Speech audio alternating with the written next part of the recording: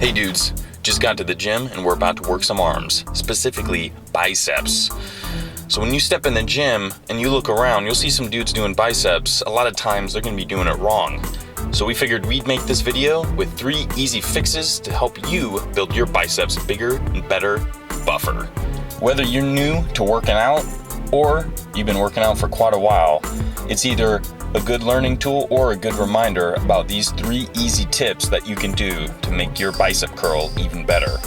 What you gotta remember with a bicep curl is it's going to be in isolation, which means it's only one joint working through the motion instead of 2 joints.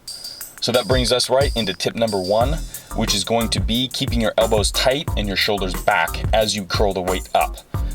A lot of people will take that weight and they'll swing it up utilizing the front delts to bring it to the top position, letting their elbows leave their body and come upwards rather than keeping their elbows really tight to their sides, acting almost like there's a bolt from their elbow to their body, keeping it in place, not being able to move. Once you stop moving the elbow up and down, you can put more tension in the bicep and less in the shoulder joint. Tip number 2, the major motion in the bicep curl is elbow flexion. But you also want to include the supinating action in the forearm. This is going to incorporate more muscle fiber activation as you curl because you're adding another movement into it, and it's really going to work on that peak.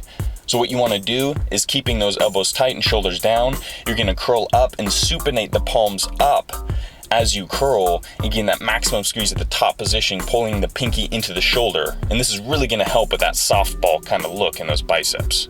Third tip is going to be the tempo of the exercise when you think of a metronome.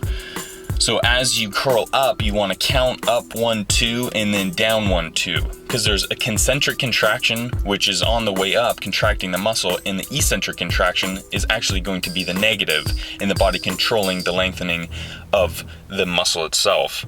So what you want to do is curl up at a slow pace, supinating up, getting a good squeeze, and then as you bring it down, you want to count to the same kind of repetition as you go downward. So up 1, 2, down 1, 2, nice and slow, because the muscle has to work up, but then you're also making it working down and actually working against gravity as you lower the weight to the bottom position. So when you curl up, that's only half the battle. You want to also make the muscle work as you bring it down to the bottom position as well, helping build those better biceps.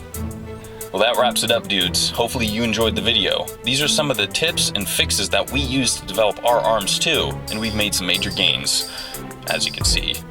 Hopefully you enjoyed this video.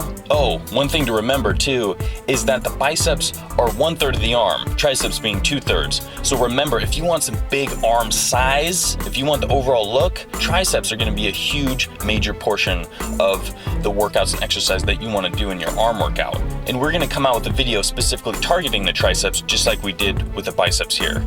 But if you have any suggestions of any body groups that you want to see, of any kind of fixes or tips, please let us know in the comments below. Thanks, dudes. Stay buff.